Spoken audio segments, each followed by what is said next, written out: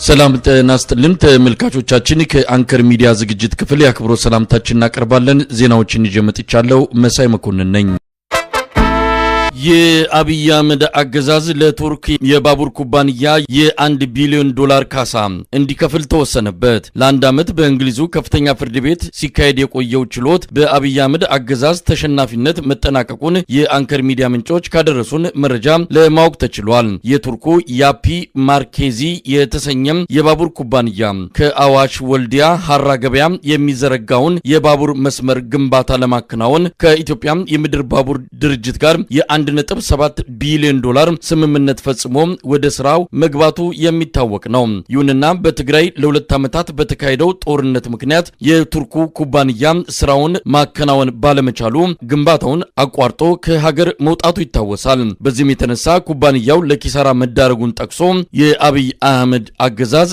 ካሳ እንዲከፍለው ጥያቄ አቅርቧል ሆኖም የጠየቀው ካሳ እንደማይከፈለው ምላሽ ካገኘ በኋላ ጉዳዩን ወደ ፍርድ ቤት ይዞ ሄዶ ለአንድ ዓመት ገደማ ሲከራከርበት ቆይቷል በመጨረሻም በእንግሊዝ የሚገኘው ከፍተኛ ገላጋይ ፍርድ ቤት የአብይ አህመድ አገዛዝ የ1 ቢሊዮን ዶላር ካሳ ለቱርኩ የባቡር ኩባንያ እንዲከፍል ውሳኔ አስተላልፏል ከኢትዮጵያና ከአውሮፓ በድምሩ 20 የምድር ባቡር የህግ ባለሙያዎች ወደ ለንደን አምርተው ቢሟገቱም የቱርኩን ኩባንያ ማሸነፍ ሳይችሉ ወደ ሀገር ቤት መመለሳቸውንም ከደረሰን መረጃ ለማወቅ ተችሏል የእንግሊዙ ፍርድ ቤት ውሳኔን ይግባኝ ለማለት በአብይ አህመድ አገዛዝ በኩል እቅዱ እንዳለም የተገለጸ ሲሆን የቱርኩ ኩባንያ ክፍያው በአስቸኳይ እንዲፈጸምለት የተቀመጠው የጊዜ ገደብ እንዲከበር አቤቱታ ማቅረቡ ተሰምቷል በውጭ ምንዛሪ እጦት ጥልቅ ችግር ውስጥ የወደቀው የአብይ አህመድ አገዛዝ በዚህ መጠን የካሳ ክፍያ እንዲፈጽም በፍርድ ቤት መወሰኑ ከፍተኛ ድንጋጤ መፍጠሩ እየተነገረ ነው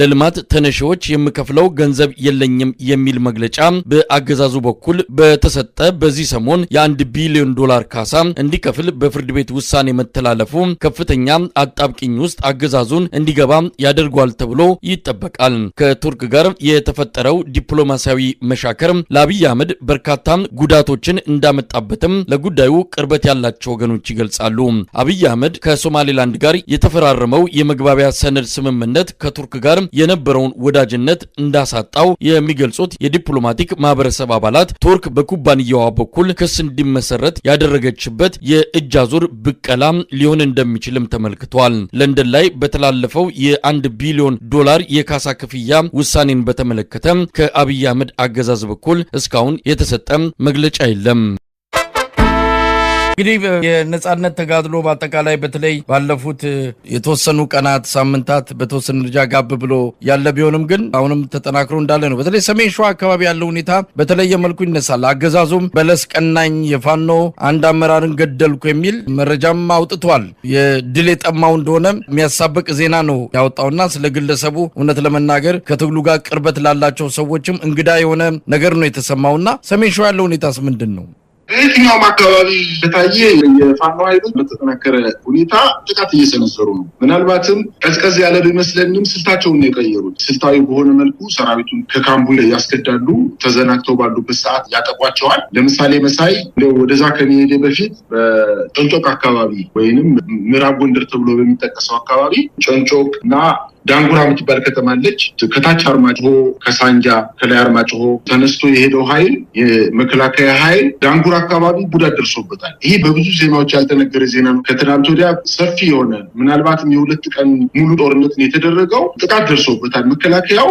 ነገር ግን እቺ ከተማ በከባድ መሳሪያ ሙሉ በሙሉ ነው ያወደማት ዳንጉራ የምትባል ከተማ በአዳኛ ገርጫቆ ወረዳ ምናልባት ከጎንደር መተማ ስንሄድ ምናገኛት ወረዳ ነች አዳኛ ገርጫቆ ትባላለች በዚች ወረዳ ላይ የዳንጉራ የምትባል የገጠር መንደር አለች እዛ ስትራቴጂክ ቦታ ስለነበረ ጥቃት ሰንዝሮ የፋኖ ኃይሎች በመከላከያ ላይ ጥቃት ሰንዝሮ ስላደረሱበት መከላከያ ወደ ኋላ ፈግፍጓል ወደ ጭልጋ ፈግፍጓል ግማሹም ወደ ላይ አርማጭሆ ተመልሷል ያንን ቦታ መድፈር አልቻሉም ነገር ግን በርቀት መሳሪያ በከባድ መሳሪያ በመድፍ በታንክ እና በዙ 23 መሳሪያ ከተማዋን ሙሉ በሙሉ ነው ያወደማት ይሄ የሚያሳየው አሁንም ውጊያው በተለያዩ አካባቢዎች ድል እየተገኘ እንደሆነ የሚያሳየው የሰሜን ሸዋን ሌት የሚያደርገው እንግዲህ የሰሜን ሸዋ አደረጃ አደረጃጀት ለየት ያለ ነው። ትልልቅ ወታደራዊ አመራሮች ከፋኖ ጋር ተቀላቅለዋል። ትልልቅ ስም ያላቸው ወታደራዊ አቅም ብቻ ሳይሆን በተለያየ መስሪያ ቤቶች ላይ ኃላፊ የነበሩ ስም ያላቸው ሰዎች በአጠቃላይ ከፋኖ ኃይሎች ጋር ተቀላቅለዋል። እነዚህ ሰዎች በዛ አካባቢ በመንቀሳቀሳቸው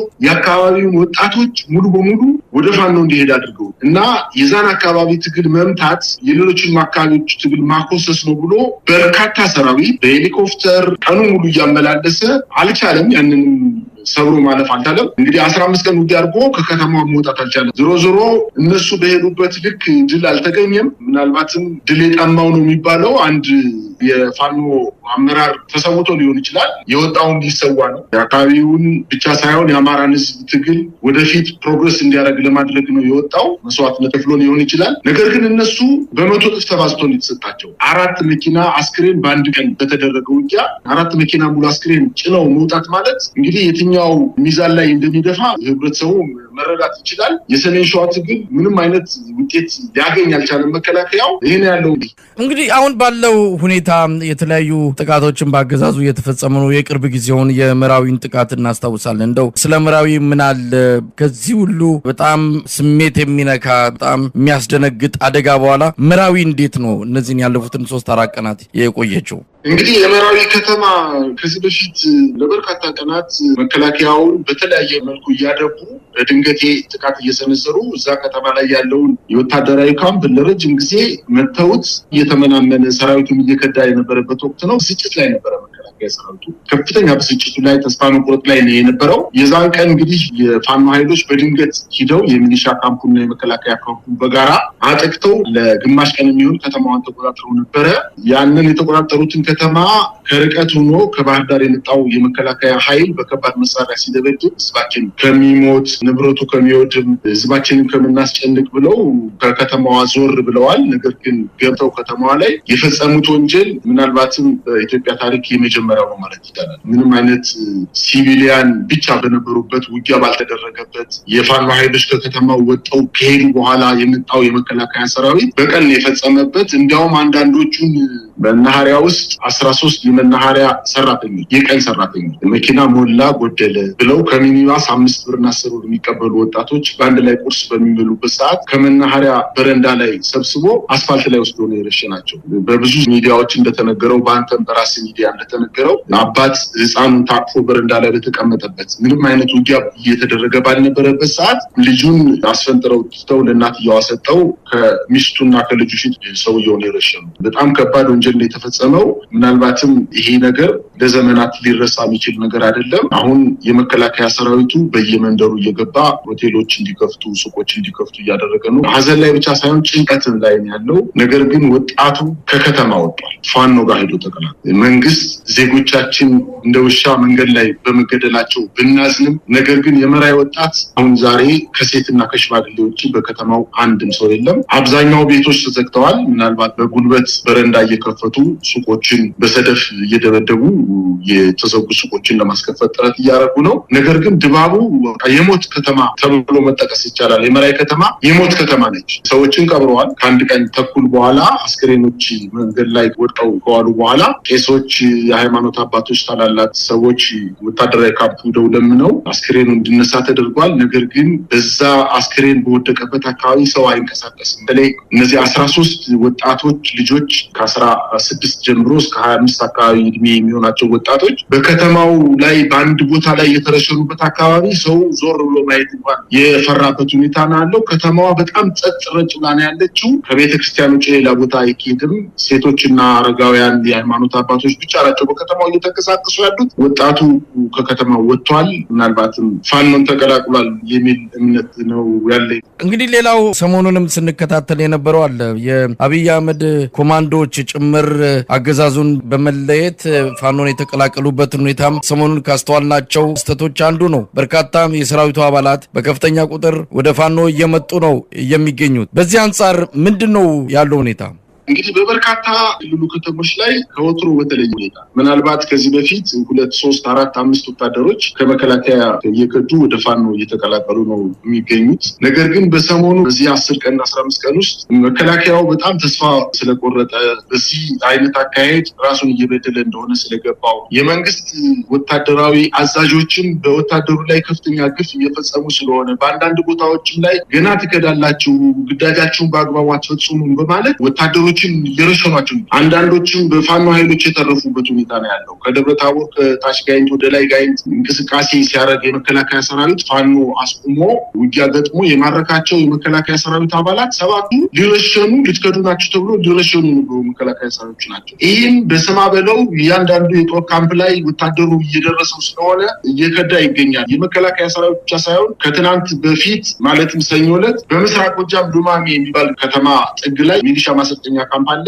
ሰልጥኖ የጨረሰው ሉማሜ አካባቢ የወረዳው ሚሊሻ በሙሉ የመንግስትን ትጥቅ ይዞ ሰልጥኖ ከጨረሰ በኋላ ከተመረቀ በኋላ የመንግስትን ትጥቅ ይዞ ወደ ፋኖ ነው የተቀላቀለው። ይሄ በጣም ትልቅ ድል ነው። ሌላው እንግዲህ የአየር ወለድ አባላት እንግዲህ የኮማንዶ አባላቶች ናቸው። የ105ኛ ክፍለ ጦር አባላት ናቸው። 5 ሆነው 10 መሳሪያ ይዘው ነው ከመከላከያ የከዱት። ምናልባትም በአንተ ሚዲያም የመጀመሪያው ሚዲያ ነው ባንተ የቀረበው። እነዚህ ሰዎች 1 ብሬንና 9 ክላሽ የጥቁር ክላሽ ይዘው ነው የጠፉት። በሌላው በደልጊ ከተማ 5 የመከላከያ አባላት በትናንትናው ዕለት ከከተማው ጠፍተው ፋኖን ተቀላቅለዋል። ነገር ግን ሌሎቹ 1 ሻለቃ ጦር እነዚህ የጠፉትን ሰዎች አሰሳ በወጣበት ሁኔታ ራሱ 6 የመከላከያ ሰራዊቶችን ጠፍተዋል። በአንድ ቀን 11 የመከላከያ ሰራዊት ጠፉ ማለት ነው። ሊያስሱ ተመለሱ ብለው የጠፉትን መከላከያ ሰራዊት ለመያዝ እንቅስቃሴ ያረጉ የመከላከያ ሰራዊት አባላት ራሳቸው ጠፍተው ነው የተገኙ። ጠፍተው ከመከላከያ ከፋኖ ጋር ተቀላቅለዋል። ስለዚህ በተገኘው አጋጣሚ ሁሉ በአማራ ክልል ምናልባትም ጦርነቱ በተወሰነ ደረጃ ቢንቀሳቀስም ሰራዊቱ ከፍተኛ ደረጃ በቡድን እየተነጋገረ ከፋኖች ጋር በደንብ በመነጋገር በተለያዩ ከተሞች ላይ እየጠፋ ፋኖን እየተቀላቀለ ነው ያለው። ምናልባትም ጦርነቱ እንዳይራዘም የሚፈልግበት አንደኛው ምክንያትም ሰራዊቱ ካደራደር ከቀን ቀን ከሰዓት የገባው የመጣው ነገር በዚህ ጦርነት አሸናፊ ማሆን እንደማይችልና በመከላከያ ሰራዊቱ ላይ ከፍተኛ በደል እየተፈጸመ እንደሆነ እየተረዳ በመምጣቱ ምናልባት እነዚህ 5 የኮማንዶ አባላት በአመራራቸው የተናገረው ነገር ምንድነው? ከፍተኛ በደል ይፈጸምንበት ነው። አንደኛ በብሔር ደረጃ፣ ሁለተኛ በአመራርነት ደረጃ ከፍተኛ በደል እየተፈጸመብን መሆኑን የአማራ ህዝብን ያበላን ያጠጣን ከትግራይ ህወሓት ጋር በነበረው ጦርነት ቁስላችንን የጠረገ ራቁታችን ስንመጣ ልብሳችንን ያለበሰ እርቦን ስንመጣ ያበላ እርቦ እንስራ እየሰበረ እርቦ ያጠጣን ተሸክሞ ቁስለኛ ወደ ሆስፒታል ያደረሰን ህዝብ አሁን እየደረሰበት ያለው በደል ከፍተኛ በመሆኑ እኛ በግዳጅ ተገደን ስለሆነ ውጊያ እያደረገ ያለው ባገኘነው አጋጣሚ ሁሉ እየጠፋን ከፋኖ ጋር እንቀላቀላለን። ወደ ቤታችንም አንመለስም። ከዚህ በፊት ከ1 ወር ከ2 ወር በፊት በጣም በርካታ የመከላከያ ሰራዊት አባላት ከአማራ ክልል ለፋኖ ዲሰሩ የት ነው መሄድ የምትፈልጉት ሲባሉ ወደ ቤተሰቦቻችን ነው የሚሉት። ኢንክሉዲንግ የአማራ ተወላጆች ጭምር ከኦሮሚያ ከደቡብ አካባቢ የመጡ የመከላከያ ሰራዊት አባላት እጅ ሰጠው ወደ ክልላቸው ነው ልብስ ተሰጧቸው፣ መታወቂያ ተሰጧቸው፣ ገንዘብ የትራንስፖርት ተሰጧቸው ወደ ክልላቸው ይሄዱ ነበር። አሁን ግን እየጠፉ ያሉ የመከላከያ ሰራዊት አባላት እኛ ከእናንተ ጋር እንሞታለን፣ እንወድቃለን፣ እንነሳለን፣ የአማራ ከፍተኛ በደል እየደረሰበት ስለሆነ ይሄን ታግሰን የምንቀመጥበት ከመከላከያ ጎን ተሰልፈን የምንዋጋበት ምንም ምክንያት የለንም፣ ዜሮ ምክንያት ነው ያለን። ስለዚህ ከእናንተ ጋር የሆናችሁትን እንዋጋለን እያሉ እየተቀላቀሏቸው ስለሆነ ይሄ በትልቅ ድል ነው ለፋኖ። ይሄን ነው ማለት የሚችለው። እንደው በመጨረሻ የአገዛዙ በተለይ የብልጽግና ፓርቲ ሹማምንት ሰሞኑን በአማራ ክልል በተለያዩ ከተሞች ህዝቡን አወያይተናል፣ የአማራ ህዝብ ፍላጎት ይሄ ነው ብለው ሲናገሩ ነበር። የጠቅላይ ሚኒስትሩም 3 የአማራ ህዝብ ጥያቄዎች እንዳሉ አድርጎ መግለጽ በፓርላማ ማብራሪያ የሰጠበት ሁኔታ ነው ያለው። እንደው ስብሰባውን በተመለከተ በአጭሩ መናገር የሚቻል ከሆነ የብልጽግና አገዛዝን የተሰናበተው በይፋ ያፈረሰው የአማራ ክልል ህዝብ ከዚህ ስብሰባ የሚጠብቀው ነበረ? ምንስ ተፈጠረ ከዛ በኋላ? ገና ስብሰባው ከመጀመሩ በፊት ያልተሳካ ስብሰባ እንደሚካሄድ የአማራ ህዝብ በደንብ ጠንቅቆ ያውቃል። በተለያዩ አካባቢዎች ከየዞን ከተሞች ላይ የተሰባሰቡ ኃይሎች በየወረዳው ውክልና የተሰጣቸው የብልጽግና ፓርቲ አባላቸው ደብዳቤ ይዘው ወደ ስብሰባው የተገኙት ተሞክሮ ነበረ። የነሱ የፓርቲ አባላት በስብሰባው ላይ ፋኖ ዘራፊ ነው፣ ፋኖ ጽንፈኛ ነው፣ ፋኖ አመፀኛ ነው የሚል ዲስኩር አድርገው ነበረ። የተሰበሰበው የከተማው ነዋሪ ግን እዛው ላይ የተቃወማቸው መሳሪያችሁን አውርዳችሁ የፋኖ ኃይሎች መሳሪያቸውን አውርደው ድርድር ማድረግ ይችላሉ ሲባል በተለያዩ ከተሞች መሳሪያ አውርዶ መደራደር በየትኛው ቦታ ነው ለመጀመሪያ ጊዜ የሚፈጸመው በአማራ ክልል ብቻ ሲሆን ነው ወይ? ኦሮሚያ ክልል የፌዴራል መንግስቱ ከኦነግ ሸኔ ጋር ሲደራደር መሳሪያው እንደተሸከመ አይደለም ወይ ድርድር ያደረገው? ለአማራ ሲሆን ለምንድነው መሳሪያውን አውጡ የሚባል ጥያቄ በተለያዩ አቅጣጫዎች ተነስተውባቸዋል። ይሄ ብቻ አይደለም። መጀመሪያ የአማራ ክልል ጥያቄ እነሱ ናቸው ወይ ጥያቄው የሚነግሩ? የአማራ ጥያቄ እኮ የጠየቀው ጥያቄ የማዳበሪያ ጥያቄ፣ የልማት ጥያቄ፣ የአስተዳደር ጥያቄ፣ የመንገድ ተዘጋብን ጥያቄ ነበረ እኮ መጀመሪያ። የዛሬ ዓመት እኮ አታሳድዱን፣ አታፈናቅሉን፣ ቤታችን አታፍርሱ ግን ነበረ። ይህ ጥያቄ እኮ አሁን ስቴፕ አፕ አድርጎ የመኖርና ያለመኖር ጥያቄ። ከባለፈው ሰኔ ወር ጀምሮ ደግሞ አማራ በታሪኩ ትልቁን አታጋይ ድርጅት አፋድን መስርቶ ተቋማዊ ትግል እያደረገ ይገኛል። ድርጅታችን አፋድ ከውስጥም ከውጭም ብዙ ፈተናዎችን ተቋቁሞ በጀግኖች መሪዎች የህይወትና የአካል መስዋዕትነት በሁሉም የድርጅቱ አመራርና ሰራዊት ጽናትና ትግሉን እየመራ ብዙ ድሎችን ተጎናጽፏል። ያሳለፍነው አንድ ዓመት በህይወት ተፈትነን በጎ ድል ያገኘንበት ቢሆንም በአንዳንድ ስውር ፍላጎት በተሸከሙ ቡድኖች በርካታ ለትግሉ የማይመጥኑ ስህተቶች የተፈጸሙበት መሆኑንም ተገንዝበናል። ላለፉት 12 ቀናት ድርጅታችን የድርጅት የእዝ የኮርና በየደረጃው የሚገኙ ስራ አስፈጻሚዎችን አካቶ ባደረገው አንደኛ ዓመት መደበኛ ጉባኤ በዓለም አቀፉና በምስራቅ አፍሪካ ወቅታዊ የፖለቲካ አሰላለፍ፣ በሀገራችን ነባራዊ የፖለቲካ ሁኔታ፣ በትግላችን ውስጥ በአፋድና ከአፋድ ውጭ ባሉ ኃይሎች፣ በህዝባችን ሁለንተናዊ ሁኔታና በሰራዊታችን ቁመና ላይ ጥልቅ ውይይትና ግምገማ ተደርጓል። ከድርጅት ጀምሮ እስከ ሻለቃ አደረጃጀት ድረስ በመሰረታዊ ጉዳዮች ላይ ሰፊ ውይይት የተደረገ ሲሆን ለትግላችን መሳለጥ ፋይዳ ያላቸው ግብዓቶች ተገኝተዋል። ብዙ ችግሮች ተፈተዋል። የድርጅታችን ድክመትና ጥንካሬም ተለይቷል። ከሰራዊቱና ከአመራሩ ከተገኙ ግብዓቶችና ግምገማዎች በመነሳትም የድርጅቱ ከፍተኛ አመራር ባለ 13 ነጥብ የአቋም መግለጫ በማውጣትና የቀጣይ የሥራ አቅጣጫ በማስቀመጥ ጉባኤው ተጠናቋል። አንደኛ፣ በጉባኤው ጥልቅ ውይይትና ግምገማ መደረጉና በሁሉም ነጥቦች በሙሉ ድምጽ መግባባት መቻሉ። በተለያዩ መሰናክሎች በአካል ተገናኝቶ ጉባኤ ማድረግ እጅግ ከባድ ቢሆንም ሁሉንም ነገር በጽናት አልፈን የሰመረ ጉባኤ ማካሄድ ችለናል። ጉባኤው በብዙ መለኪያ ስኬታማ ከመሆኑም በላይ የመጀመሪያና ታሪካዊ በመሆኑ ከዚህም በተጨማሪ የህይወት መስዋዕትነት ከፍለው ባለፉ የድርጅታችን ከፍተኛ አመራሮች ኮሎኔል ታደሰ ሸቴና ሜጀር ጄኔራል ከፋለው ደሴ አጽም ባረፈበት ቦታ የተደረገ በመሆኑ ከፍ ያለው ቃል ኪዳን ታደሰ ተብሎ ተሰይሟል። ሁለተኛ፣ በድርጅቱ ውስጥ የሚገኙ እዞች ውህድ መሆናቸውንና መጠሪያቸው መስተካከሉን በተመለከተ አፋድ በመመስረቻ ሰነዱ በግልጽ እንዳስቀመጠው ውህድ ድርጅት ነው። ይሁን እንጂ በተለያዩ ምክንያቶች ውህደቱ መዘግየቱን የገመገምን ሲሆን ድርጅታችን ከዚህ ጉባኤ በኋላ ሁሉንም ጠቅላይ ግዛቶች በተመሳሳይ መጠሪያ እንዲጠቀሙ ወስኗል። በዚህም አፋድ በጎንደር ጠቅላይ ግዛት እዝ፣ አፋድ በሸዋ ጠቅላይ ግዛት እዝ፣ አፋድ በወሎ ጠቅላይ ግዛት እዝ እና አፋድ በሸዋ ጠቅላይ ግዛት እዝ ተብለው የሚጠሩ ሲሆን አፋድ መሪና አታጋይ ድርጅት እንደመሆኑ መጠን አሳታፊ ለመሆንና የሐሳብ ብዝሃነትን ለማካተት ያመች ዘንድ የማዕከላዊ ኮሚቴና የጠቅላላ ጉባኤ አባላት ማስመረጥ የሚችል ኮሚቴ ተቋቁሟል። ሶስተኛ፣ ከዚህ በፊት በተለያየ ጊዜና ሁኔታ የተዘጋጁ የመተዳደሪያ ደንቦችን እንደ ድርጅት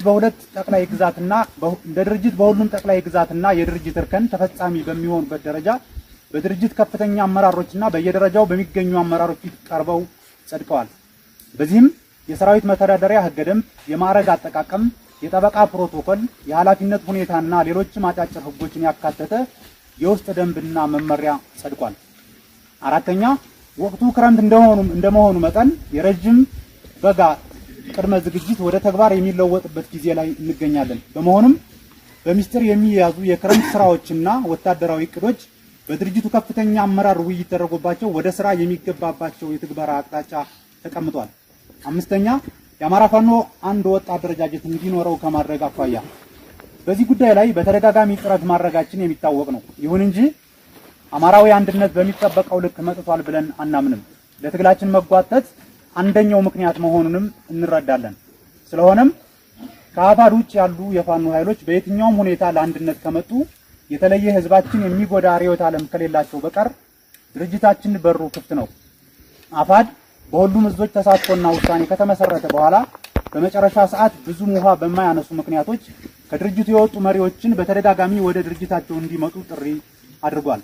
ዛሬም አልረፈደምና ከአፋድ ውጭ ያላችሁ ወገኖቻችን ለአንድነቱ ልባችሁን ክፍት አድርጋችሁ የተመቻቸ ሁኔታ ትፈጥሩ ዘንድ ዋጋ እየከፈለ ባለው በህዝባችን ስም የአንድነት ጥሪ እናቀርባለን። ስድስተኛ፣ ለሚዲያ አካላትና ከወደፊት የሚዲያ አጠቃቀም አንጻር ሚዲያ በትግል ወቅት ያለው ሚና እጅግ የላቀ መሆኑን እንረዳለን። በዚህም ላለፉት ዓመታት በሚዲያው በኩል አስተዋጽኦ ያደረጋችሁ ወገኖቻችን ከፍ ያለ ምስጋና ማቅረብ እንወዳለን። ይሁን እንጂ አንዳንድ በአማራ ፋኖ ትግል ዙሪያ እንሰራለን የሚሉ ሚዲያዎች ግን አማራነታቸውን እስክንጠራጠር ድረስ ብዙ ጸያፍ ድርጊቶችን ፈጽመዋል። በታጋዩ መካከል ክፍፍል ፈጥረዋል። በራሳቸው ህዝብ ላይ ጎጂ ፕሮፓጋንዳ ሰርተዋል። ይህ አይነቱ አካሄድ ፈጽሞ የማይጠቅም መሆኑ መታወቅ አለበት። ከዚህ በኋላ ትግላችን በጥብቅ ዲሲፕሊን መመራት ያለበት መሆኑን በመረዳት የህዝብ ግንኙነትና ሚዲያ መመሪያው በዝርዝር መስራት ያለበትን ጉዳዮች የተለዩ ሲሆን